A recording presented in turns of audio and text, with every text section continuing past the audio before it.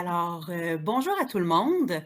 Je vais laisser le temps aux gens de se connecter tranquillement, à laisser la chance à tout le monde de rentrer dans la salle. En attendant, je vais demander aux gens qui sont avec nous en ce moment de ne pas se gêner pour écrire dans la boîte de dialogue qui se trouve à votre droite. Hein, écrivez-nous votre nom, la région de laquelle vous venez, pour quel organisme vous travaillez ou quelle école aussi vous travaillez. Puis, si vous êtes avec des jeunes en ce moment, bon, on aimerait ça savoir leur âge, à quel degré, de quelle école vous provenez. Donc, je vous invite ici. Donc, je vais vous mettre un petit commentaire. Donc, n'hésitez pas à écrire vos commentaires pour nous montrer, nous manifester votre présence. Alors, je vais vous écrire ça ici. Alors, on y va, on ne se gêne pas, soyez pas gênés de nous écrire dans le chat. On veut savoir d'où chacun d'entre vous provenez. Alors, on y va. Oui, alors super les filles. Alors, on a des gens ici qui sont de l'Abitibi-Témiscamingue. Donc, merci Andrea. Donc, on a des gens de Alma. Bonjour Claude. Bien heureuse que vous soyez avec nous aujourd'hui. Donc, on voit ça, ça rentre tranquillement. C'est intéressant. On a des gens de partout au Québec aujourd'hui avec nous. Donc, je vais me présenter. Je m'appelle Isabelle Gosselin. Je suis agente de développement pour le PREL, les partenaires pour la réussite éducative dans les Laurentides. Alors, notre webinaire va commencer dans quelques instants. Notre webinaire Parcours d'auteur en compagnie de Valérie Chevalier. Et puis, aujourd'hui, nous avons la chance d'avoir avec nous aussi, en compagnie de Barbara, nous avons la chance, avec Valérie, pardon, nous avons la chance d'avoir Barbara Morin, exactement, donc qui est coordonnatrice au programme du PREL, mais qui est aussi une des grandes idéatrices de la campagne d'Ago on lit, parce que oui, notre webinaire se déploie, a lieu dans le cadre de la campagne d'Ago on lit. Donc, ça va être Barbara qui va être à l'animation, qui va échanger avec Valérie durant ce webinaire. Donc, justement, Valérie Chevalier, elle est une des ambassadrices de la campagne d'Ago on lit. On est très honorés de l'avoir avec nous aujourd'hui.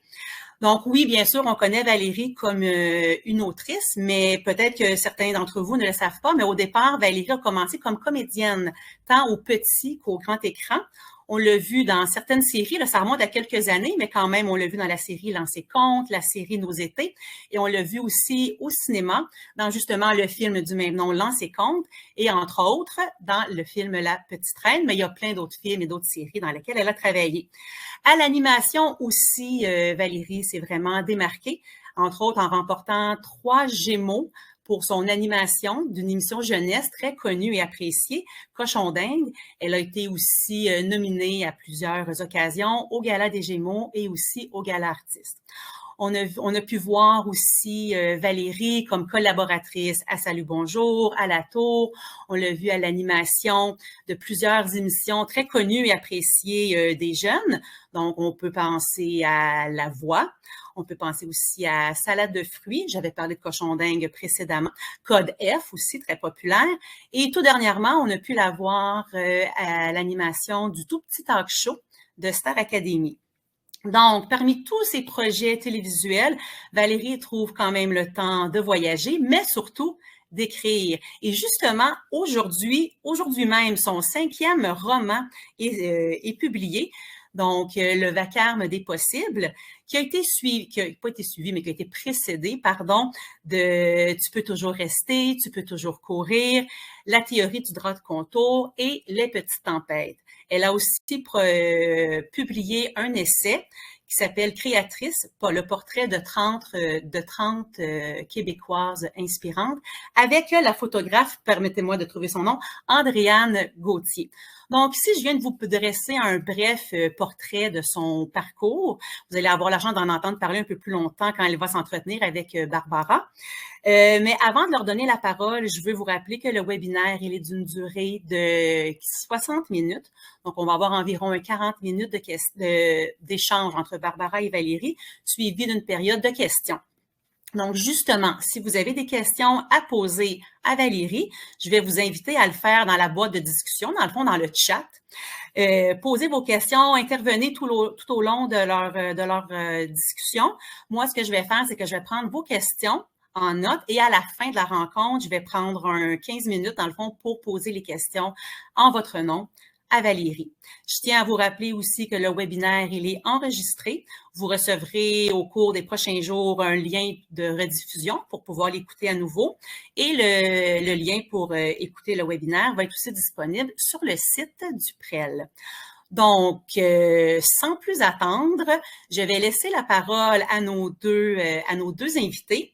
Donc, je vais les inviter à ouvrir la caméra et le micro pour qu'elles puissent se joindre à nous. Donc, je vous souhaite une belle rencontre et on se voit plus tard. Merci Isabelle. Bonjour Valérie. Salut, merci Isabelle pour la belle présentation, mon Dieu, de mon parcours. Ça fait plaisir. Bonjour Barbara. Ça va bien? Ça va très bien. Bonjour à tout le monde aussi, un peu partout au Québec. Je vois qu'il y a des gens d'Alma puis d'Abitibi-Témiscamingue. Donc, bonjour à tous. Merci. Excellent. Avant, évidemment, j'ai demandé la permission si je pouvais te tutoyer. Oui, bien sûr. Parfait. Nous irons dans le tutoiement maintenant. Vraiment, ma première question. Avant, je vais continuer de te présenter également, puisque, comme Isabelle le dit, c'est vrai que je suis à la base, le bâtiment d'Agon-Lit. Nous en sommes à notre 4e édition. Cette année, à chaque année, il était pour nous impératif d'avoir des personnalités connues, aimées des jeunes, afin que ce soit eux qui discutent de lecture et de la place de la lecture dans leur quotidien. Donc, depuis la toute première année, nous avons eu des ambassadeurs humoristiques, comédiens. Et cette année, pour la toute première fois, nous avons une autrice, une écrivaine. Ravie, très, très contente que tu y sois. Je crois que tu amènes autre chose à cette campagne-là. Et ce webinaire-là en est évidemment d'office.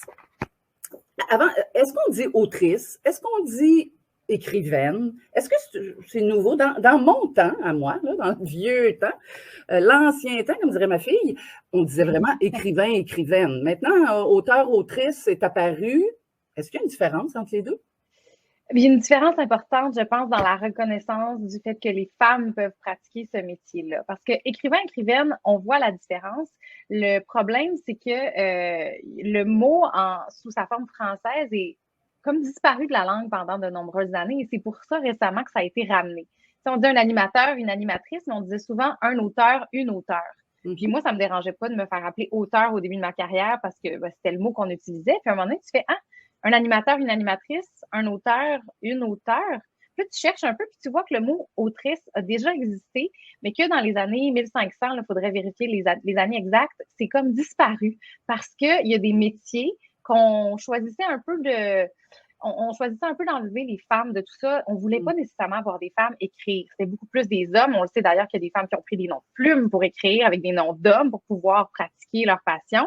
Alors, je pense que c'est quelque chose d'un peu revendicateur de vouloir dire autrice, par exemple, pour justement vraiment souligner quand on écrit auteur ou auteur avec un E, on voit que c'est sous une forme féminine du mot, mais je pense qu'à l'oreille, auteur, auteur, on n'entend pas la différence. Fait que je pense que c'est pour ça que les féministes, celles qui veulent revendiquer le droit d'écrire en tant que femmes, surtout sachant qu'il y a des femmes qui n'ont pas eu le droit il n'y a pas si longtemps, et même dans d'autres pays, il y a des endroits où c'est encore compliqué, les droits des femmes. Donc, je pense que c'est une façon de dire un peu, moi, je suis fière d'écrire, je suis une femme, je veux qu'on accuse que je suis une autrice ou une écrivaine. Puis, je pense que ça vient comme ça. Mais je suis pas insultée qu'on dise auteur ou qu'on écrive auteur avec un E. Je pense que c'est juste un geste un peu revendicateur de nos droits puis de notre liberté de femme d'écrire. Merci. Intéressant. J'ignorais que ça partait de là. Maintenant, ramenons-nous peut-être lorsque tu étais un petit peu plus jeune. Oui. Et, ce besoin d'écrire, cet intérêt envers la lecture, mais surtout l'écriture, elle vient d'où? Elle a débuté à quel âge? Nous avons des classes, là, présentement, qui sont branchées, probablement des jeunes du fin primaire, début secondaire ou secondaire. Ramène-toi à cette période de ta vie et est-ce que ça a commencé là? J'ai toujours aimé écrire. Ben, toujours. Pas quand j'étais petite, je savais pas écrire. T'apprends ça autour de 5 ans. Mais ça m'a toujours intéressé, les mots, la façon de composer des phrases, la musicalité de la langue. C'est toujours quelque chose qui m'a plu. Puis j'aimais à la base le geste d'écrire. Tu sais, prendre un crayon, le papier. J'avais un journal intime, j'en ai eu très jeune. Tu sais, on allait nous autres là, au magasin de pièces acheter un petit journal avec un petit cadenas. Là. Il y avait une clé. Tout le monde avait la même clé. C'était pas vraiment un secret, mais on avait un journal intime, on pouvait écrire ce qu'on voulait dedans. Puis, tu sais, mes premiers, là, j'écrivais, là, lettre attachée un peu tout croche. Andréane a volé mon crayon aujourd'hui. Andréane, c'est ma sœur. Tu sais, c'était pas de la grande littérature, là. C'était vraiment un genre de compte-rendu, mais ça m'a pratiqué au mouvement d'écriture, au plaisir de m'asseoir avec un carnet, un calepin, prendre un crayon, puis le geste me plaisait. Puis avec le temps, c'est toujours resté. Quand j'ai fait des voyages, des sorties, des camps d'été, je traînais toujours un carnet, un cahier. J'aimais ça écrire, mes pensées. J'aimais l'objet du papier et du crayon. Puis éventuellement, je me souviens, à 12 ans, sur l'ordi de ma mère, j'avais commencé à écrire un livre. J'avais lu un bon roman que j'avais aimé, puis j'étais comme, moi aussi, je veux écrire des livres. Et ça s'appelait La Cité des anges. J'ai écrit à peu près 4 pages. Puis c'était un ange au paradis qui avait des amis anges. Puis là, je l'ai fait lire à ma sœur, puis elle m'a dit, ouais, pas bien bon. J'avais arrêté ça là. Mais ça prouvait quand même ma curiosité puis mon envie d'inventer des histoires puis de les écrire. Je pense que la forme de l'écriture est une façon de raconter des histoires. Il y en a d'autres. Faire un spectacle, se déguiser, être un personnage, c'est une façon de raconter une histoire. Il y a toutes sortes de médiums qui nous permettent de raconter des histoires. Il y en a qui écrivent pas beaucoup, mais qui sont des raconteurs dans les classes. Peut-être dans vos classes, vous avez un bouffon ou un conteur qui raconte toujours des histoires, puis il a le sens du punch, puis il est capable d'attirer l'attention, puis d'intéresser à donc comment ça finit cette histoire-là. Je pense que ça, il y a des gens qui ont ça en eux. Fait que c'est pas obligé d'être super littéraire ou un excellent conteur. Je pense que ça peut être un hybride des deux, puis une curiosité qui nous amène à l'écriture. Moi, ça a vraiment été mon plaisir d'écrire avec du papier qui a évolué, puis d'envie de raconter des choses. Donc, un plaisir que tu retrouvais davantage à la maison, hein, une fin de journée où tu relatais ce qui s'était passé aujourd'hui. Est-ce qu'en classe, est-ce que tu as eu un professeur que tu te souviens qui a peut-être décelé en toi un certain talent? J'ai certains professeurs qui ont souligné probablement mon vocabulaire ou mes aptitudes en français. C'est une de mes matières préférées. Disons qu'on enlève là, les arts plastiques. Bien sûr, oui, c'est ça, exactement. Mais disons les matières académiques, c'était ma favorite. Faire une dissertation, ça me plaisait. Les présentations orales, ça me plaisait. Bon, c'est pas inconnu au fait que finalement, je fais de l'animation. Mais la langue française, c'est juste les règles, là, des fois d'orthographe, les passés composés. Puis, tu sais, c'est pas facile toujours le français, mais je pense que quand on travaille assez fort au début puis qu'on a les outils, c'est un peu comme un chef cuisinier qui a toute la bonne vaisselle pour faire sa recette puis un frigo rempli. Ben là, tu prends des affaires ici et là puis tu as ce qu'il faut pour créer, tu sais. Fait que c'est comme un chemin obligé d'apprendre les règles de grammaire puis de syntaxe pour après avoir plein de liberté puis pouvoir faire des lettres de l'alphabet, des romans un jour éventuellement. Excellent. Et ta relation, lorsque tu étais plus jeune, avec la lecture, vraiment la lecture, on laisse faire tout ton intérêt et ta passion envers l'écriture, mais vraiment prendre un bouquin, commencer à lire un bouquin, le mettre de côté s'il n'est pas intéressant, en reprendre un autre, en choisir un. Cet intérêt pour le livre papier, il est venu tôt? Plus ou moins. En fait, c'est drôle parce que j'aime beaucoup les livres aujourd'hui, puis cette idée-là du papier, je disais que j'aimais les carnets, fait que j'aimais l'objet du livre, j'aimais fouiller il y avait une bibliothèque dans le salon, puis il y avait des livres, des fois avec des photographies, puis tout ça, puis j'aimais tourner les pages, puis regarder ça, mais de dire prendre un roman, pas d'image, puis lire une longue histoire, c'est comme si j'aimais mieux dessiner ou faire d'autres choses de plus instantané. Puis c'est venu plus tard. Je pense que mon frère et ma sœur lisaient plus que moi. Puis c'est comme si je me suis dit, moi, j'aime pas ça tant lire. Eux autres, ils aiment lire, moi, j'aime faire du bricolage. Tu sais, c'est comme si des fois, on essaye de se catégoriser nous-mêmes là, dans des passions puis dans des affaires. Puis... Et ne pas ressembler à sa sœur. Ben aussi, on peut pas être pareil. Bien sûr. Exactement. Fait que moi, j'avais une force en art plastique, fait que c'est là-dessus que je misais le plus. Puis à un moment donné, ben là, tu commences à lire des choses que tu aimes. Puis il y a vraiment eu un déclic pour moi au secondaire, quand je me suis mis à lire des livres qui me ressemblaient. Il y a eu Harry Potter qui a été dans les premiers livres. Ça sortait, moi, pendant que j'étais au secondaire. C'était comme le moment où c'était la tendance. OK. Puis c'était des gros livres quand même. Puis je m'étais fait dire, c'est vraiment bon, essaye-le. Puis c'est comme, bon. Puis finalement, tu te laisses happer dans un univers qui n'existe pas, que tu connais pas, que tu peux juste retrouver dans ton livre. Puis là, il se passe quelque chose d'un peu magique, là, pour pas faire de jeu de mots. Puis ça donne le goût de lire le prochain, d'en savoir toujours plus. Tu te dis, ah ben si j'ai pu accrocher autant à une histoire, il y en a peut-être d'autres des histoires qui peuvent m'intéresser autant. Puis ben là, je me suis mis à lire des romans. Moi, j'aimais les comédies romantiques, mais j'avais lu des romans traduits. Fait que c'était Kevin puis Brittany qui s'en allaient dans un camp d'été dans le Wyoming. C'est toutes des affaires qui me parlaient pas tant que ça. Mais j'ai commencé à lire India Desjardins à l'époque. Elle a fait des Aurélie Laflamme après, mais moi, j'ai lu son premier roman qui était pour adultes, mais ados, on les lisait quand même. Puis c'était India Jones. India, c'était son nom, puis c'était son alter ego dans le livre. Oui. Puis ben, elle vivait des hauts et des bas amoureux, il y avait des amis, il y avait. Puis l'oralité du texte, je la reconnaissais. J'entendais ma langue québécoise, j'entendais mes expressions. C'est pas du coup, tu viens nous rejoindre au bar?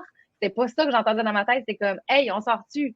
Ça me parlait, je me reconnaissais là-dedans, fait que j'avais envie de découvrir plus sur cette langue-là, sur cette façon de raconter des histoires-là.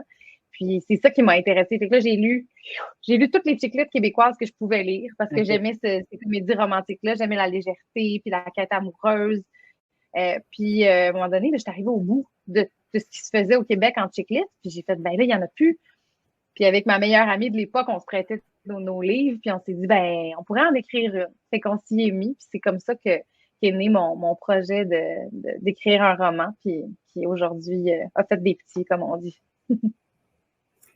Harry Potter a été évidemment une lecture, je crois, c'est la base, le 101 de la lecture pour bien des gens. Hein, moi, j'étais à la trentaine, moi, lorsque Harry Potter est arrivé, et pour moi aussi, ça a été une découverte littéraire super intéressante. Est-ce que tu aurais tendance encore à les proposer comme bouquin pour quelqu'un qui ça ne tente plus la lecture?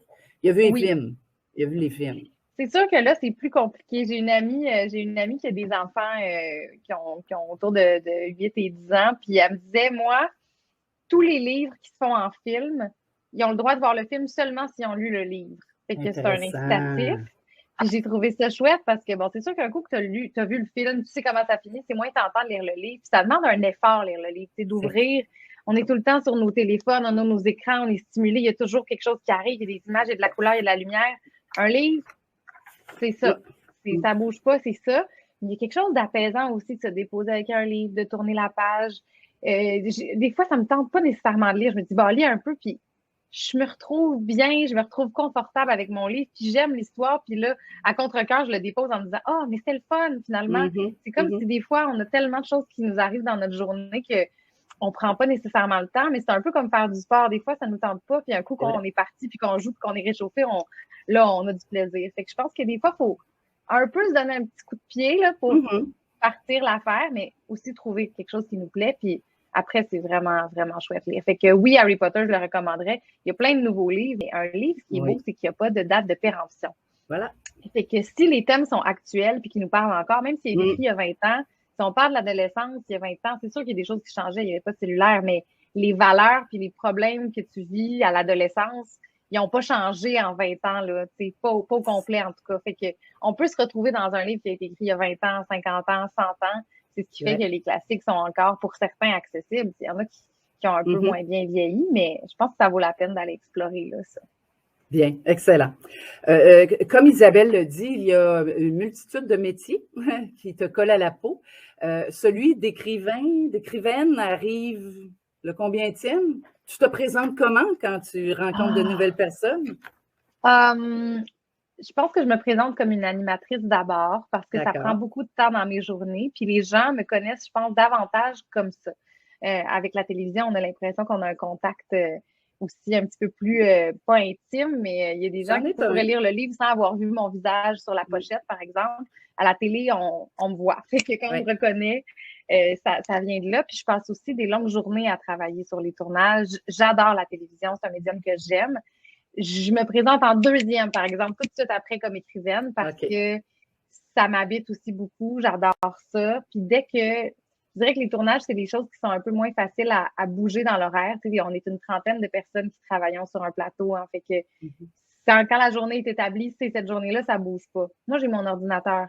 Je travaille où je veux, quand j'écris. Fait que je tricote mes horaires d'écriture autour de ceux de la télévision. Et quand j'ai des journées de congé de télévision, ben là, je m'installe puis je fais mon deuxième travail. Excellent. Donc, après 5 romans, toutes mes félicitations. Jeune Merci. trentaine, 5 romans déjà. On va parler davantage là, de ce lien-là avec le livre. Est-ce que tes histoires sont tirées de faits réels, d'anecdotes personnelles? Je pense, je vais te répondre en 2 volets. La majorité de mes livres sont inventés. Le tout dernier que je sors aujourd'hui est assumé comme étant collé sur ma vie. Fait que j'y reviendrai. Les premiers, en fait, je pense que tous les auteurs, on raconte le monde en fonction de ce qu'on perçoit de lui. Si j'essaie de faire un portrait ou un dessin de toi en ce moment, ça se peut que ce soit tes lunettes qui ressortent le plus. Il y en a d'autres qui te regardent et qui voient tes boucles d'oreilles. Il y en a qui voient tes longs cheveux. Il y a des choses qu'on remarque chez les gens en fonction de nos intérêts, nos valeurs, nos expériences. Fait que même si je raconte une scène de vie, quelqu'un va l'avoir vécu différemment. Fait qu'à partir de ce moment-là, c'est déjà de la fiction. C'est déjà ma perception de quelque chose. Puis c'est sûr que je raconte la vie en fonction de ce que j'ai vécu. Donc, il y a des anecdotes ou des choses que j'ai vécues qui vont teinter ma façon de raconter une peine d'amour, ma façon de raconter un accident, la façon de raconter quelque chose de violent, les réactions puis les émotions que je veux raconter, que je veux qu'ils sonnent vraies. Ben, je vais essayer de puiser dans ce que j'ai connu moi. Mais peut-être que toi, tu aurais vécu le même événement que moi, puis tu l'aurais vécu complètement différemment. Fait qu'après, ben, on jongle entre nos perceptions, notre façon de voir le monde, puis ce qu'on sait qui est un peu unanime sur certaines choses. Donc, c'est un espèce d'hybride entre les deux. Mais j'aime la création dans les livres, j'aime inventer des histoires, fait que je vais chercher des fois des expériences que j'ai vécues, puis je les transforme, mais ça va être plus dans ma façon de raconter les choses que je vais me coller sur ma vie. Le dernier livre que j'ai écrit, Le Vacarme des possibles, j'ai assumé une démarche d'autofiction. Ça veut dire que j'ai pris des faits, des choses que j'ai vécues, des peines d'amour que j'ai vécues, des relations que j'ai vécues, puis je les ai, façonnées, transformées un peu, mais j'ai quand même raconté des choses qui partaient de moi. La trame de fond de ce livre-là, du scénario de ce livre-là, c'est ma vie. Après ça, je me suis donné quand même la liberté de pas faire une biographie collée sur la réalité de ce que j'ai vécu, de me permettre comme autrice de jouer avec les faits puis de modifier certaines choses, de modifier des noms, de créer des personnages avec ça, mais c'est collé sur quelque chose de plus vrai.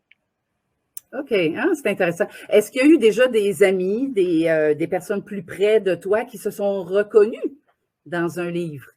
En tout cas, dans ce dernier, celui-ci, non, jamais. Ben, ce dernier sort aujourd'hui. Fait que. OK, ils ne savent pas encore. Possiblement. Il y en a que j'ai assumé de nommer dans ce livre-là. Je parle de mon ami Olivier, mon ami Noémie, c'est des gens qui existent pour vrai, que j'ai même gardé le vrai nom. Après ça, il y a des personnages qui ont été façonnés puis réécrits un peu plus, qui ne sont pas collés sur une personne en particulier. Mais oui, puis je leur ai demandé la permission d'ailleurs dans ce cas-ci, comme je disais que c'était une démarche autofictive sur ma vie, puis que j'allais utiliser leur personnage dans mon roman. Je leur ai demandé la permission. Est-ce que vous acceptez d'être dépeint dans mon roman? Voulez-vous le lire? Est-ce que vous acceptez que je vous nomme? Puis ils m'ont dit, ben oui, on te fait confiance, puis il n'y a pas de problème. Fait que, c'est très intéressant. Peut-être donc, à l'exception de ce dernier, qui est plus teinté sur ta vie, dans les 4 premiers, est-ce que tu improvisais au fil de l'histoire ou tu connais la fin avant de commencer à écrire? C'est drôle, c'est une bonne question. Tu peux toujours courir, tu peux toujours rester. C'est des livres un peu plus longs. C'est un dialogue alterné, une narration alternée. Ça veut dire qu'un chapitre, on est dans la tête de Maude, l'autre chapitre dans la tête d'Alice, qui sont 2 meilleures amies, fait qu'ils se croisent dans ces chapitres-là, mais ils racontent l'histoire de leur point de vue. Fait que ça demandait une certaine gymnastique, une certaine organisation de l'histoire pour qu'il arrive quelque chose dans la vie de chacune au bon moment. Il a fallu que je me fasse un plan, il a fallu que je sache où je m'en allais. Contrairement à ça, les petites tempêtes ou la théorie du droit contour, ça a été plus improvisé. Je me suis lancée dans l'écriture en sachant les thèmes que je voulais aborder, les personnages que je voulais créer, mais je savais pas nécessairement quand ça allait s'arrêter puis comment. Je dirais que ces 2 livres-là, je les su à peu près à la moitié du livre. comment ça allait finir. Des fois, je vais écrire la scène de la fin, puis il me reste le milieu à faire, là, tu sais, ou la fin. À un moment donné, il faut que tu saches où tu t'en vas, parce que sinon, tu pars vraiment dans le néant. Des fois, tu pars un peu, puis tu fais, OK, il faut quand même que je finisse là-bas, là. Fait que je peux faire des détours, mais je m'en vais pas là. Donc, il faut que tu te coordonnes un peu, mais il y a quelque chose de beau dans ça parce que tu sais pas tu vas finir où, tu te laisses porter par les idées. Le plan très précis est pratique pour une chose. Tu sais ce qu'il faut que tu écrives. Et moi, ça m'ennuie un peu des fois de suivre un plan. C'est un peu comme d'écrire une dissertation, par exemple, dans un cours de français. Là, tu fais ton brouillon, puis là, tu le retranscris. C'est un peu plat. C'est toujours l'étape qu'on skip. Ben, c'est ça. Puis tu finis par faire des fautes parce que ça te tente plus, puis tu vas trop vite. C'est pas une bonne idée. Faites pas ça. Mais c'est un peu ça mon sentiment quand je décide. C'est chapitre 1, il va arriver ça. Chapitre 2, il va arriver ça. Là, tu arrives au chapitre 3, puis là, tu dois écrire le chapitre 3, puis tu as ta 2-3 lignes de là, il va se passer qu'elle va se fouler la cheville, ils vont aller chercher une crème glacée, puis finalement, ils vont revenir chez elle, puis son ex va y texter qu'il s'ennuie. Bon, fait que là, t'es comme, bon, on marche vers la crèmerie. Ouch, j'ai mal. Là, t'es comme, tu sais où tu t'en vas, puis il y a quelque chose de stimulant dans le sens où tu sais ce qu'il faut que tu racontes, mais il y a des fois aussi où c'est plate de raconter ce bout-là, puis ça te tente pas, ou t'es moins inspiré, fait que il y a des avantages aux deux, je dirais. Puis je sais que tous les auteurs travaillent différemment par rapport au plan. Il y en a qui ont besoin d'un plan chirurgical. Puis je pense que plus l'intrigue est complexe, plus il faut un plan précis. Il se doit de suivre, ouais. évidemment, tout ça. C'est intéressant. On reviendra peut-être, je vais avoir d'autres questions sur les étapes à suivre, peut-être un petit peu plus tard. Là. Je suis déjà à la moitié de mon Dieu, c'est intéressant. Là, je pense, je ne sais pas s'il y en a, et j'espère qu'ils vont se manifester, mais il y a peut-être de futurs écrivains, de futures autrices là, parmi les gens qui sont là. Je vais te poser des questions peut-être un petit peu plus précises. Parfait. Est-ce que ton écriture a été influencée par d'autres auteurs avant? Là, tu nous as parlé d'India Desjardins tout à l'heure. Oui. Est-ce qu'il y en a d'autres? Là, ça, je vois que ça, c'est québécois. Tu y as peut-être un petit peu répondu tout à l'heure, mais est-ce que présentement, en tant que lectrice aussi de bouquins, tu es encore influencée à la lecture de certains livres et tu sais que ça va influencer ta prochaine écriture? Je pense que oui, on est toujours influencé par ce qu'on lit. C'est comme si je te dis que tu veux devenir chef cuisinière puis que tu vas au resto une fois par semaine. C'est sûr que quand tu vas au resto, tu analyses, puis tu goûtes, puis tu dis « Ah, ça c'est bon, ah, ça c'est le fun », mais ça se peut que tu ailles dans un resto asiatique puis que tu adores les sushis, mais toi, c'est pas ça ta spécialité. Fait que des fois, d'essayer de faire des sushis, si ta spécialité, c'est de l'italien, ça se peut que ça marche pas, puis que tu n'arrives pas à faire ça aussi bien. Fait que je pense qu'il faut aller puiser un peu partout des inspirations, puis des fois, tu vas aller chercher une idée, un style, une sorte de phrase, ou dans la structure du livre, tu vas t'inspirer, mais je pense qu'il faut quand même rester près de son essence puis son style, parce que c'est ça qui rend un livre intéressant puis unique. C'est ce qui fait que tu vas te dire « Ah, j'aime les livres de tel auteur parce qu'il n'y en a pas un autre qui écrit de même. » Michel Tremblay, il avait un style très particulier, il avait une langue particulière, ses sujets étaient très précis aussi, c'était vraiment la classe ouvrière. Il y a personne qui a raconté ces histoires-là sur ça, comme ça. C'est ce qui fait qu'un auteur, si tu l'aimes, tu l'adores, personne ne peut imiter son œuvre. Fait qu'il faut trouver son unicité quand on écrit, puis je pense que de trop essayer de faire le meilleur livre d'action, le meilleur polar, le meilleur machin, des fois ça me tente, je me dis j'aime assez ça les polars, mais c'est pas ça qui me vient, c'est pas ça mon style. Fait que je pense qu'il faut être curieux puis prendre un peu partout, mais il faut aussi rester à coller sur sa personnalité. Fait qu'il y a quand même des India Desjardins qui m'ont influencé, Raphaël Germain, j'aimais beaucoup ses livres, Fanny Britt qui a écrit Les Maisons qui m'a beaucoup, beaucoup plu. J'ai lu aussi Alexandre Jardin que j'aime beaucoup, Éric Emmanuel Schmitt. Je vais chercher, tu sais, Alexandre Jardin, c'est un grand amoureux romantique. Il est dans la démesure toujours. Ses personnages sont too much tout le temps. Je vais pas là, mais je vais chercher un peu du côté romantique, grandiose, du rêve par rapport à l'amour de ses œuvres. Fanny Britt, j'aime la simplicité, la délicatesse de ses choix de mots. C'est que quand je vais lire un de ses livres, ça se peut que j'aille essayer d'aller chercher ça un peu, mais c'est comme difficile. Hein? On peut pas juste prendre comme avec une pipette là, un peu d'ingrédients puis mettre ça puis mélanger, tu sais. Fait que on est teinté puis on est façonné comme humain de tout ce qu'on vit, de tout ce qu'on voit. Fait que j'essaye de lire des livres d'auteurs qui me plaisent puis qui m'intéressent. Puis je pense que ça doit se refléter un peu dans mes livres, mais de là à dire que je vais vraiment chercher le style de quelqu'un, je pense que c'est pas faisable. Je pense pas que ça se fait.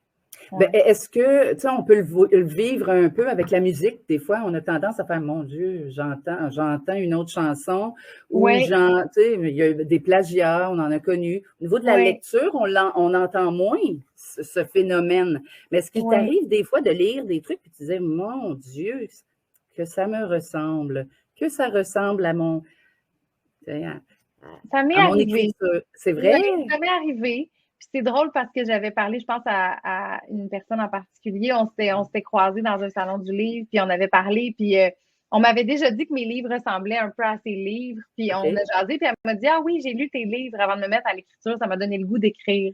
Fait que tu dis, ah, ben peut-être qu'elle, elle a été chercher un peu de ce que j'ai, de mon style, mais il n'y a personne qui peut écrire pareil, il n'y a personne qui va avoir les mêmes idées, tu sais. Donc, ben, tant mieux. C'est un beau compliment. C'est un bel honneur. C'est ça. Tu le vois comme un compliment et non comme une. C'est ça. Excellent. Oui, puis des livres, je veux dire, on finit ça vite. Un livre, ça prend 1 an, 2 ans, 3 ans à écrire. Puis des fois, on le finit en 2 jours, 1 semaine. On lit ça vite, vite, vite parce que c'est bon. Ben là, cette personne-là qui aime mes livres, elle n'aura pas un autre avant 1 an et demi. Fait que c'est aussi bien qu'elle se trouve d'autres auteurs qu'elle aime pour s'occuper. Fait que tant mieux. Il n'y aura jamais trop de livres. J'ai vu aussi dans la chronologie des sorties de tes livres, c'est à peu près ça, hein? 2 ans. À chaque 2 ans, il y a un nouveau livre que tu nous présentes. Merci. C'est pas très long. Mais quel est le temps entre... Parce que la question, ça prend combien de temps écrire un livre? Difficile à répondre, hein, évidemment. Mais allons-y sur un 2 ans. Sur un 2 ans entre la théorie des draps contours et l'autre tout de suite après, combien de temps d'écriture, combien de temps de relecture, combien de temps à l'éditeur, tu sais, jusqu'à temps que ça se retrouve en librairie et que moi, je puisse le prendre et en faire l'achat. Ça prend combien de temps, ça? OK. Ça dépend vraiment des gens. Je vais parler pour moi. Tu peux toujours courir, puis tu peux toujours rester. Ce sont des plus grosses, des plus gros manuscrits. Ça m'a pris beaucoup plus de temps, comme un 3 ans, 4 ans, mais c'est pas à temps plein. Je m'installe pas le matin à 9 h puis je finis à 5 h. J'ai plein d'autres projets puis je fais ça un peu à temps perdu, les fins de semaine, les soirs. Là, des fois, j'ai plus de temps, je m'y mets puis là, je suis pas nécessairement inspirée. Fait que il y a tout ça, hein. C'est pas comme mécanique que je mets quelque chose dans un pot, je le ferme. C'est pas si simple que ça. Il faut que tu sois disponible. Puis il y a des fois, tu es disponible dans ton horaire, mais ta tête est pas coopérative. Fait que faut que tu apprennes à... Je t'en prie. Vas-y. Mais je me disais, comme il y a une régularité là, sur les 5 livres, je vois qu'il y en a vraiment 3 à tous les 2 ans. Est-ce qu'il y a une pression de l'éditeur, de la maison d'édition, ou vraiment c'est arrivé comme ça? Non, il n'y a pas de pression. Moi, quand je finis un livre, j'ai envie d'en écrire un autre. Tout de suite. C'est vrai? OK. Fait que, grosso modo, là, je finis ma période d'écriture qui peut s'échelonner. Là, la théorie du contour, les petites tempêtes, ça m'a pris à peu près 6 mois à les écrire. Ça a été rapide. Puis là, je l'envoie à l'éditeur, il y a tout le processus du contrat et tout ça. Puis après ça, je dirais que c'est un bon 4 mois de ping-pong entre l'éditeur et nous. Donc, la première lecture, l'éditeur, s'il accepte de publier le manuscrit, il t'envoie des notes sur comment retravailler le livre. Des fois, ça va être très vague, des fois, ça va être plus précis. Mais disons, tel personnage, on le voit moins à la fin, on veut le voir plus. Ça arrive trop vite, la rupture entre lui et lui. Rajoute-moi des scènes, on veut plus comprendre sa vie ou son sentiment. Fait que là, tu repars et tu fais, bon, comme tu vas faire du bricolage. Là. Tu t'en vas essayer de rajouter des petits bouts ici, des petits bouts là, supprimer. Ça, c'est quand même un travail long. Puis, il y a plusieurs étapes comme ça. Plus c'est un entonnoir. Plus ça va, tu renvoies ta version. Là, il y a des notes plus précises. Là, c'est pas sur le tout, c'est sur les chapitres. Là, à un moment donné, c'est sur les paragraphes. Puis à la fin, c'est sur les phrases puis les mots. Là, tu fais une révision linguistique après ça. Il y a un réviseur qui va venir travailler la ponctuation, le choix des mots. S'il y a un mot qui revient trop souvent, on va essayer de trouver des synonymes. Là, on fait de la broderie à ce moment-là. Fait que ça peut durer à peu près 4 mois, mais c'est pas à temps plein. Je l'envoie, puis là, 2-3 semaines de temps, il le retravaille, il me le renvoie. Là, je refais mon travail, je le renvoie. Fait que c'est vraiment une danse jusqu'à ce qu'à la fin, on arrive avec un résultat qui nous convient tous. On le relit une dernière fois, puis si tout est beau, ben là, ça va à la mise en page. Là, on place le texte qui est dans un document Word, dans une structure, dans un PDF. Puis quand la mise en page est belle, quand tout est beau, ben là, ça part à l'impression. Puis ça peut prendre 1 mois, 2 mois avant d'être reçu. Fait que c'est pour ça que c'est long avant qu'un livre sorte. Comment? Merci de nous montrer comme ça les étapes. Vraiment, j'ignorais tout ce processus-là. Mais est-ce que dans l'écriture, comment savoir que ton bouquin est terminé? Tout à l'heure, tu nous as parlé d'un plan, évidemment, que tu dois suivre, certaines étapes où tu es moins inspiré, que tu vas écrire un peu plus tard. En fait, c'est comme à la télé, hein. Nous, à la télé, on écoute un film, on voit la séquence qui se suit, mais on sait très bien que sur un plateau de tournage, ça n'a pas été filmé comme ça. Hein? La fin a peut-être été filmée au début, hein? Et c'est pour ça qu'il y a des qualités de réalisateur puis d'auteur. On ne voit pas ça. Nous, c'est la même chose. Ce que je constate de ce que tu me dis, c'est que c'est la même chose dans l'écriture d'un livre. Oui, hein? vraiment. Tu laisses, tu passes puis tu y reviens par la suite. Mais la fin, comment tu sais que ton livre est maintenant terminé, que tu es satisfaite et que tu l'envoies pour ces nombreuses étapes-là par la suite entre l'éditeur et toi, là, les va-et-vient? Je pense qu'on ne le sait jamais vraiment. C'est pour ça que mon premier livre, j'ai commencé à l'écrire à 18 ans. J'avais commencé avec une amie, finalement, ça ne tentait plus, fait qu'elle a abandonné. Puis là, je m'y suis remise. Puis là, j'ai eu mon bac. Fait que là, je faisais ça à temps perdu, mais pas tellement sérieusement. Puis quand j'ai fini l'école, là, je m'y suis remise. Fait que de 18 à 24 ans, j'ai travaillé ce livre-là. Ça a été très long. Puis à un moment donné, à 24 ans, j'ai fait, bon, là, c'est assez. Là, je pense qu'il est prêt. Il faut que j'arrête de me dire qu'il pourrait être meilleur tout le temps parce que il pourra toujours être meilleur. Fait que, à un moment donné, tu penses que tu as tout donné. Là. Tu sais, des fois, tu relis ton texte, je reviens à la dissertation, là, tu relis ton brouillon, tu corriges tes fautes, tu le relis. Puis là, à un moment donné, tu dis, je vois plus rien. Là, je le connais quasiment par cœur. Là, là c'est beau. Là. Il est le temps de le mettre au propre. Fait que ça fait ça pour le livre aussi. Ça, c'est le premier. Puis après ça, un coup que j'ai vécu le parcours d'édition dont je parlais, il y a tellement d'étapes que aussi, en relisant mes nouveaux manuscrits avant de les soumettre, je fais moi-même l'exercice. Est-ce qu'il y a trop de fois le même mot? Est-ce qu'il y a une redondance dans les mots? Est-ce que les personnages sont assez cohérents? C'est comme si j'ai le réflexe de pouvoir corriger peut-être certaines choses d'avance, sachant que je risque de me faire demander. Ouais. Exactement. Et plus ça avance, plus on sait. Puis, en contrepartie, mon dernier livre, je l'ai envoyé, puis il n'était pas terminé. J'ai envoyé des poèmes. J'avais des poèmes, puis c'est un journal avec des poèmes, puis ce qui est beau quand, avec le temps, tu as une relation avec un éditeur, tu peux faire « Hey, regarde, qu'est-ce que t'en penses? As-tu de l'allure? Si je continue là-dedans ou c'est une mauvaise idée? » Puis tu peux avoir une opinion, fait que c'est intéressant quand tu arrives là. Parce que quand tu commences, tu envoies ton manuscrit, puis il faut qu'il soit fini, puis qu'il soit bon, là, tu sais. Mais j'ai la chance de pouvoir travailler avec le même éditeur depuis le début de mes livres. Fait que là, on a une relation plus... j'ai pas besoin de passer par le long processus de dépôt de manuscrit. Je peux lui envoyer directement ou lui demander son avis. Puis, c'est lui qui m'a donné l'idée de faire une sorte de journal intime autour des poèmes puis d'entrecouper les deux. Fait que je suis repartie avec ça. Je dis, parfait, je garde les poèmes, je vais travailler, je te renvoie quelque chose. Je suis repartie 6 mois. Là, j'ai renvoyé quelque chose. C'est comme, oui, j'aime ça, c'est bon. Fait que là, on a commencé à faire le travail. Fait que des fois, ça peut être bien d'avoir un avis extérieur sur tes idées. Mais j'ai envie de dire aux gens qui nous écoutent, si vous écrivez des livres, des histoires, c'est bien de demander un avis quand on a l'impression qu'on arrive un peu au bout puis que c'est mûr, mais de demander des avis à trop de monde, là, ça finit par devenir mélangeant. C'est garder en tête que c'est vous qui décidez votre style, ce que vous faites. Des fois, un conseil peut être bon, mais si t'en as qui vont dans tous les sens, ça peut juste devenir mélangeant à la longue. Fait que je pense que moi, je les fais lire toujours à ma sœur. C'est voilà, j'allais demander ça. C'est qui, là, tes lecteurs privilégiés, là? Il y en a juste une. C'est ma sœur, c'est tout. Oui. OK. Parce que de le faire lire à trop de monde, on dirait que j'ai peur de me perdre. Je sais qu'avec ma sœur, une sœur, ça me dit la vérité. Là. Si tu dis si tu beau ça, elle va te le dire. Non. Absolument.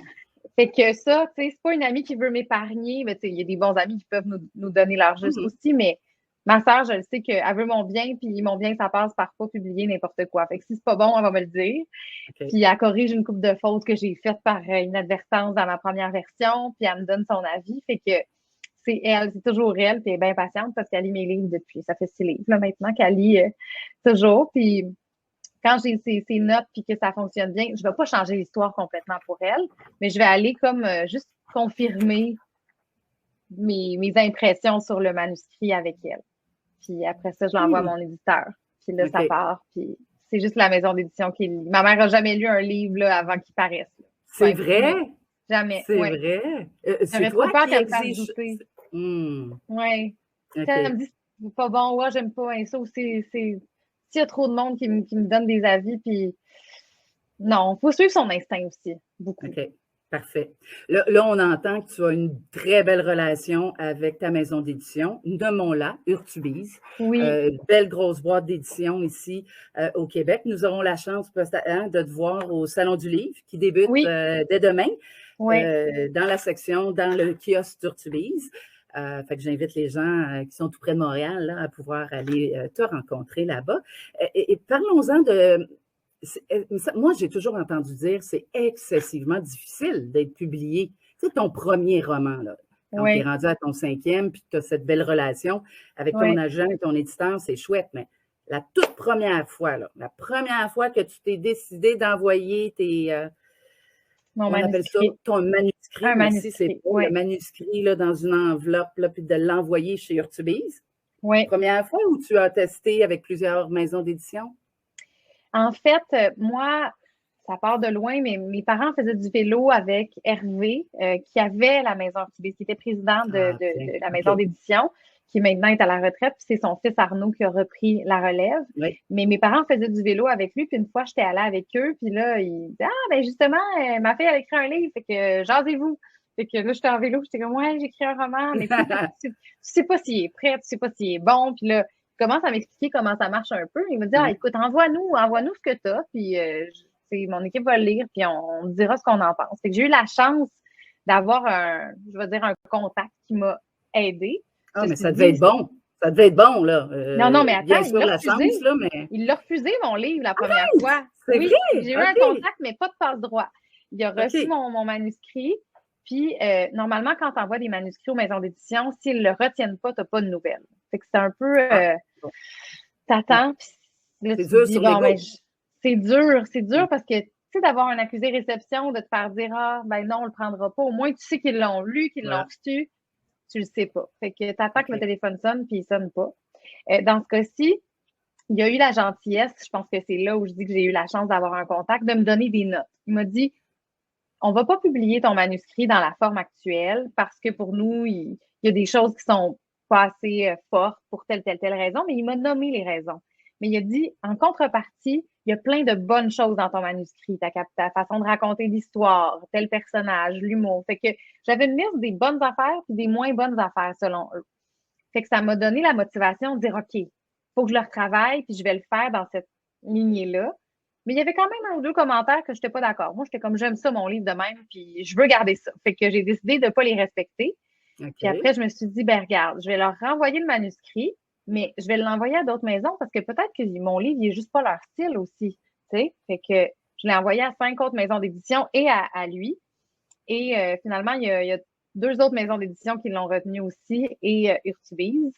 Donc, ça m'a dit, bon, ben, écoute, donc, tant mieux, c'est pas pire. Ça veut dire que je n'étais pas dans le champ, mais je me dis, peut-être que c'est grâce aux notes qu'il m'a donné aussi que les autres l'ont En retenu. effet. Peut-être qu'ils l'auraient pas retenu autrement. Fait que C'est bon. je peux pas savoir, mais en tout cas, par égard pour l'aide qu'ils m'avaient apportée dans le processus, je les ai choisis. Puis finalement, je suis vraiment très, très heureuse avec cette famille d'édition-là. Fait que je regrette pas. Mais il faut pas baisser les bras parce que c'est vrai que ça marche pas toujours du premier coup, qu'il faut travailler fort. Puis moi, j'ai eu la chance que ça fonctionne quand même vite, mais des fois, il y en a qui jettent un manuscrit au complet puis en repartent un autre. Puis c'est ça. Il faut se remonter les manches puis se dire que on lâche pas, il faut travailler fort. Je pense que, je sais pas si le chiffre est encore exact, mais il y a à peu près 3-4% des manuscrits qui sont reçus par les maisons d'édition qui sont publiés seulement.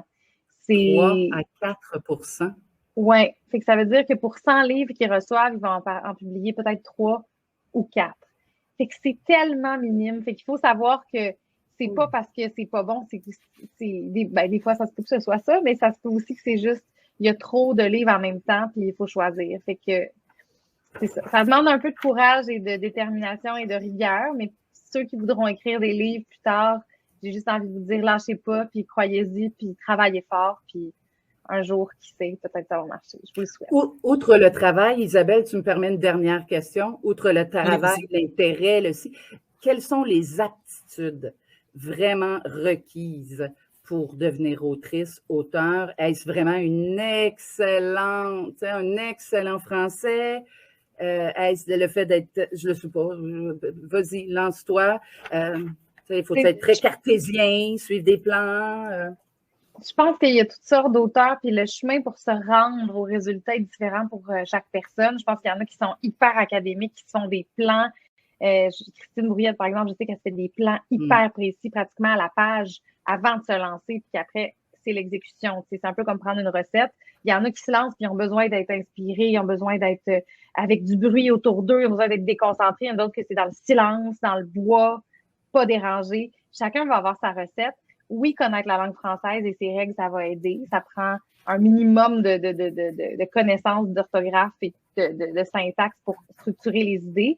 Je pense que ça prend un certain niveau de français parce que plus on a un bon niveau de français, plus on a d'outils pour servir notre histoire, pour la raconter, puis enrichir l'histoire. Mais je pense qu'il y en a qui n'ont pas nécessairement un si bon niveau de français, qui vont moins aller dans une forme un peu poétique des phrases, mais que l'histoire va être tellement levante.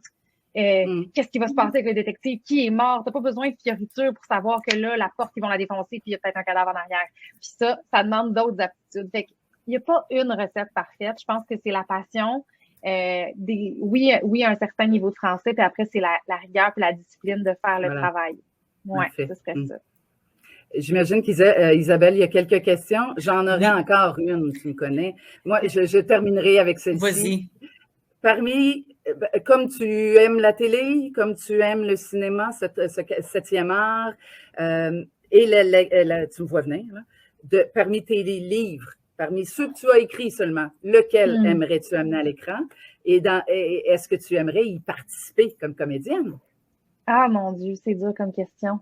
Ben, tu peux toujours courir. J'avais commencé à faire un travail potentiellement pour l'amener à l'écran. Là, ça a été mis sur la glace. Mais je pense que j'en aimerais un autre qui est Les Petites Tempêtes parce que c'est un livre où on se promène, on s'en va au Saguenay, on s'en va aux États-Unis, une partie à Paris. C'est un livre sur l'art, fait qu'il y a beaucoup de peinture, puis j'aimerais ça voir ce film-là. Je pense que je voudrais pas jouer dedans parce que je l'ai déjà écrit, puis on dirait que mes personnages, je les vois très clairement dans ma tête. Ça vous arrive sûrement aussi, vous lisez un livre, puis vous la voyez blonde, puis là, tu parles avec une amie, tu fais « Ah, je la voyais brune, moi! » Regarde, moi, dans ma tête, elle est comme ça. Fait que je voudrais pas altérer l'image que je me suis faite si je me mets pas en scène dans mes propres livres, malheureusement. Fait que ça serait pas possible. Intéressant. Est-ce qu'il y a un autre livre, cependant, que là, tu dis, mon Dieu, si lui se rend à l'écran, je veux que mon agent envoie mon CV et je veux passer l'audition? Écoute, je sais pas. Ça me vient pas en tête vite comme ça, là. Mais sûrement, il y en a. Pas. Il y en a sûrement, oui. Un super livre d'Alexandre Jardin, là. Par exemple. Ah oui, j'accepterais. Oui, je savais. Oui. Merci pour les questions, Barbara. Ça me fait plaisir. Merci à vous deux, c'était vraiment intéressant. Pour de vrai, je serais restée là, je vous aurais écouté encore vraiment longtemps. Je suis sûre que c'est la même chose pour les gens qui sont avec nous. Oui, on a des questions, donc on a quelqu'un qui voudrait savoir, mais en fait Claude, qui nous demande, c'est quoi le truc pour le syndrome de la fameuse page blanche? Tu sais, quand on manque d'idées, qu'on ne sait plus, qu'est-ce que tu pourrais conseiller, soit aux jeunes, ou toi, qu'est-ce que tu fais pour t'aider? Il y a toutes sortes de trucs. C'est drôle, on a fait un segment là-dessus à l'émission Cochon Dingue récemment qui va être diffusé cet hiver, fait que vous écouterez ça pour la page blanche. Mais ce que je pourrais dire, c'est d'essayer de trouver des stimulations. Des fois, on a besoin de juste de changer les idées. On est bloqué sur comment raconter quelque chose. Ben, d'aller lire un livre, d'aller regarder un film, de faire autre chose, d'aller au musée, de sortir dehors, de s'aérer l'esprit, de vraiment faire une coupure. Des fois, ça aide. Moi, ça m'arrive d'aller faire du jogging, puis là, j'ai une idée qui me vient en tête parce que j'y pense pas, mais le cerveau, il continue de travailler un peu en arrière. Là. Puis des fois, c'est comme « Oh, c'est ça qu'il faut qu'il arrive! » Puis là, je m'arrête, je prends une note. Puis ça me ramène des idées. Ouais. Sinon, de se donner une discipline d'écriture, ça peut aider. Ça dépend des gens, mais de se dire, disons, tous les jours, je vais écrire soit un nombre de mots, un nombre de pages ou une quantité de temps. Disons, j'écris tous les jours à 5 heures quand j'en viens de l'école, j'écris une demi-heure. Si j'ai pas d'idée, pour mon livre, j'écris d'autres choses, je fais de l'écriture automatique. Moi, ça m'aide de s'écrire une page, là, puis vraiment tout ce qui nous vient en tête sans se censurer. Parce que des fois, on juge, on fait « Ah, ça, c'est pas bon, ça, c'est... » Fait que de juste dire « Allô, il fait beau, je suis devant mon ordinateur, il y a un oiseau dehors. » D'écrire un peu n'importe quoi, c'est comme si ça active le cerveau, le canal des mots, puis de l'écriture, puis des fois, ça peut faire venir des belles idées, puis là, on est comme réchauffé. Fait que ce serait un peu ça mes trucs, puis c'est ça, d'avoir une rigueur des fois d'écrire tous les jours. Le cerveau, il est comme, ah, OK, là, c'est la suite, puis là, je fais un certain nombre. Des fois, ça peut amener des belles choses, mais ça marche pas pour tout le monde. Fait que c'est ça. Fait que dans le fond, il y a comme un mélange un peu des fois de lâcher prise, d'aller ailleurs, faire d'autres choses, Ouais. en même temps, comme un entraînement aussi, des fois. C'est comme le cerveau, c'est comme un muscle aussi, fait que trouver l'équilibre un peu. Oui, parce que juste avec te dire, tout ça, j'attends là. que l'inspiration arrive, Non. je veux dire, c'est pas une intervention divine qui va écrire ton livre pour toi. Des fois, ça prend un peu d'huile de bras, puis tu te dis, bon, là, regarde, j'ai pas le choix, faut que je l'écrive. Puis des fois, de se dire aussi, disons, là, que j'arrive à une scène, là, par exemple, je sais pas moi, il y a quelqu'un qui se fait frapper par une voiture, là, puis je sais pas comment l'écrire, puis ça me fait peur. Puis des fois, de le casser, au lieu d'attendre d'avoir la meilleure façon, c'est de dire, bon, il traverse la rue, puis il y a un gros camion de pompiers qui passe. Ou il traverse la rue, puis il y a un camion de clowns qui passe, puis il y a plein de ballons qui tombent partout. Puis là, tu fais, ah, mon Dieu, ça pourrait être drôle qu'il y ait un ballon, ou, tu sais, ça peut t'amener dans d'autres directions. Fait que de l'avoir écrit un peu, tu fais, bon, ça, c'est pas bon, c'est sûr, ce sera pas ça, mais est-ce que ça pourrait être telle affaire, par exemple? Puis d'essayer de faire un exercice de création.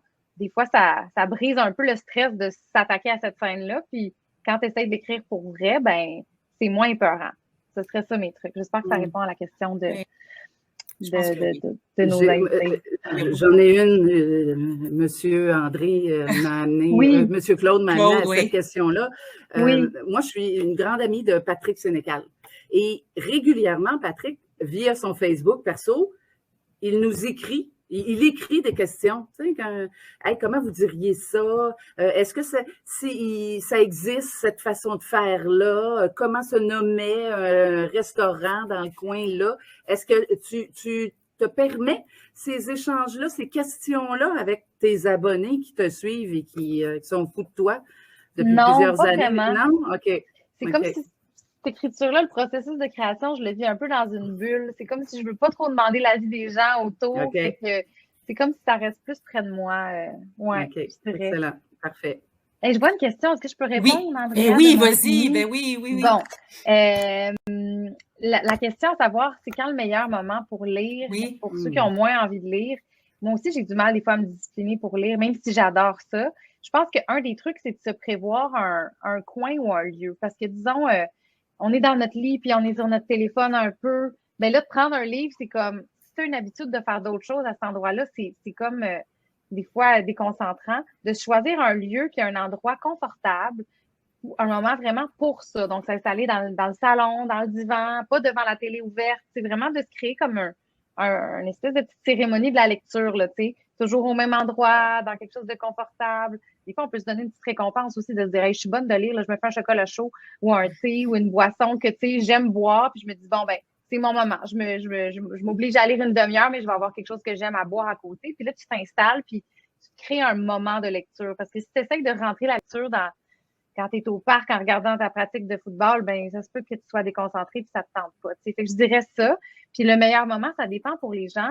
Avant de se coucher, ça peut être bien de se dire, je lis 5 pages tous les soirs. Je m'oblige à ça. Ça fait un rituel pour la nuit, puis ça me fait avancer mon livre. Moi, le matin, j'aime ça. J'ai commencé à faire ça récemment. Je le fais pas tout le temps parce que des fois, je commence très tôt, mais de se dire, bah, je me lève, moi, 5 ou 10 minutes plus tôt avec mon cadran, puis encore dans mon lit ou dans le salon, encore en pyjama, je prends mon livre, puis je lis. C'est comme une belle façon d'entrer en contact avec la réalité après une nuit. Puis tu commences la journée en disant, ah, j'ai déjà lu 10 pages. Tu sais, c'est comme si tu te dis, ah, j'ai déjà accompli quelque chose dans ma journée, puis je suis contente. Puis souvent, le soir, des fois, on est fatigué, ça ne nous tente plus. Fait que là, le matin, c'est déjà fait. Fait qu'on sait qu'on a fait notre lecture. Puis des fois, le livre est assez bon que tu as le goût de relire un peu le soir. Fait que tant mieux. Puis sinon, ben, c'est une façon d'avancer aussi. Fait que j'espère que ça répond à votre question, Andrea. Puis sinon, une autre question. Oui, en fait, il y a même 2 questions. Andrea revient 2 fois, puis je pense que les questions, on peut les combiner un peu ensemble. En fait, elle demande des conseils aux ados qui ont plus ou moins envie de lire. Puis en même temps, elle demande les avantages de lire fréquemment à l'adolescence. Tu sais. Je pense que ça se rejoint un peu, là. Donc, je ne sais pas si tu peux nous répondre à ça. Mon conseil, ce serait de trouver des livres qui nous parlent. Il y en a qui vont aimer la science-fiction, il y en a qui vont aimer les polars, les trucs de police, de détective. Trouver des livres qui sont votre style. C'est sûr que les lectures imposées à l'école, des fois, c'est pas tout à fait notre genre. Fait que si on lit juste ça puis qu'on n'a jamais rien lu d'autre, ça se peut qu'on trouve ça plate lire. Mais si on trouve quelque chose qu'on aime, c'est demander à vos amis s'ils lisent des livres, s'il y a quelque chose qu'ils ont aimé. Des fois, c'est plus humoristique. Ça peut être de la bande dessinée. On n'est pas obligé de rester dans quelque chose d'hermétique. Aller au Salon du livre aussi. Moi, c'est ça qui me donnait le goût de lire. J'allais au Salon du livre puis je rencontrais des auteurs. Ils me faisaient un dessin, une dédicace. Puis j'étais comme contente de tenir leur leur livre dans mes mains, c'est que ça peut être une bonne façon de se donner le goût de lire, puis de découvrir des affaires. Allez à la librairie, puis choisissez-vous un livre. Allez à la bibliothèque, regardez des choses, des options que vous avez. Empruntez-en un, puis si c'est pas votre genre, vous le retournez, vous en prenez un autre. Puis c'est un peu de l'essai-erreur, mais quand vous trouvez un style qui vous plaît ou un auteur qui vous plaît après, ben, vous avez toujours le goût d'y revenir. Puis je pense que ça peut donner envie. Ouais. Ben oui, puis justement, pour faire suite, vu qu'on est dans la campagne d'Agou on lit, ben d'aller sur le quiz, faire le quiz Agou on lit, ça peut nous donner plusieurs suggestions de lecture, puis apprendre à se découvrir nos intérêts, qu'est-ce qui nous plaît. Donc, c'est un autre conseil qu'on peut ajouter. Vraiment. Oui, merci. Je terminerai avec une question. S'il y avait un livre dans toute la littérature que tu aurais rêvé de pouvoir écrire, à part tes livres, bien sûr, là, c'est sûr. Mais est-ce qu'il y en a un que tu dis, lui, j'aurais voulu l'écrire? Ah, c'est tellement dur. Ben, Les Maisons de Fanny Britt, c'est un livre que j'ai beaucoup aimé, que j'aurais aimé écrire. Je l'ai quand même en me disant, j'ai aimé cette lecture-là. C'est tout simple, c'est délicat, l'écriture, j'ai tout aimé. Sinon, ben là, je suis en train de terminer le tableau final de l'amour par Larry Tremblay, qui est magnifiquement écrit, que j'aime beaucoup. Mais c'est trop dur de choisir. Là. C'est comme si je demande à quelqu'un qui aime manger le repas que tu mangeras jusqu'à la fin de tes jours. Mais je peux pas choisir. Fait que c'est la beauté des livres, on n'est pas obligé d'en choisir juste un pour avoir une bibliothèque. Oui, c'est ça. Exactement. Mais écoute, merci énormément Valérie du temps, et Barbara aussi, mais merci Valérie aussi du temps que tu as pris de nous rencontrer aujourd'hui. Je suis convaincue qu'il y a plein de jeunes qui vont entendre tes conseils, puis et les adultes aussi qui les accompagnent, là, c'est sûr. Donc, trouver l'inspiration, soit pour l'écriture et puis la lecture aussi. Exactement. Ah oui, on avait une petite question, je vais juste terminer avec ça. C'est quoi les avantages que tu vois de lire fréquemment à l'adolescence, rendu adulte? Est-ce que tu vois, on les voit, mais on aime ça d'entendre? Le vocabulaire, ça c'est sûr. Moi, j'aimais ça. J'avais un dictionnaire ou une application comme Antidote, par exemple, sur l'ordinateur ou le téléphone. Quand il y a un mot qu'on ne connaît pas, ben, on va le chercher, puis on va trouver son sens, puis après, on peut l'utiliser parce qu'on l'a appris. Et des fois, ça prend quelques coups. Là. Moi, des fois, je les notais, puis je relisais mes notes pour trouver les mots, les apprendre comme il faut. Mais ça donne du vocabulaire, puis on va pas nécessairement avoir des nouveaux mots tout le temps en étant à l'école ou avec des amis qui parlent un peu le même niveau de français que nous. Fait que d'avoir des livres qui nous font découvrir des mots, ben ça nous permet d'élargir nos connaissances en français. Puis de lire des mots bien écrits, ça aide aussi à faire moins de fautes. Parce que c'est quand tu as lu souvent, puis tu as vu souvent un mot bien écrit, tu fais ça s'écrit même, ça. Ben coudonc. Fait que quand tu arrives pour l'écrire, ben, tu te souviens de l'avoir vu, c'est plus facile. Fait que je pense vraiment que ça donne des outils pour avoir un meilleur français, pour faire moins de fautes. Puis après, ben, ça ouvre tellement sur le monde, ça permet de découvrir tellement d'univers, des auteurs de d'autres pays, des réalités d'autres personnes, de la fiction, des idées. Ça peut juste être enrichissant, puis vous donner d'autres idées, puis vous donner envie peut-être de créer à votre tour. Excellent. Mais je te remercie beaucoup pour cette belle réponse. J'espère que ça va inspirer les jeunes qui nous écoutent aujourd'hui.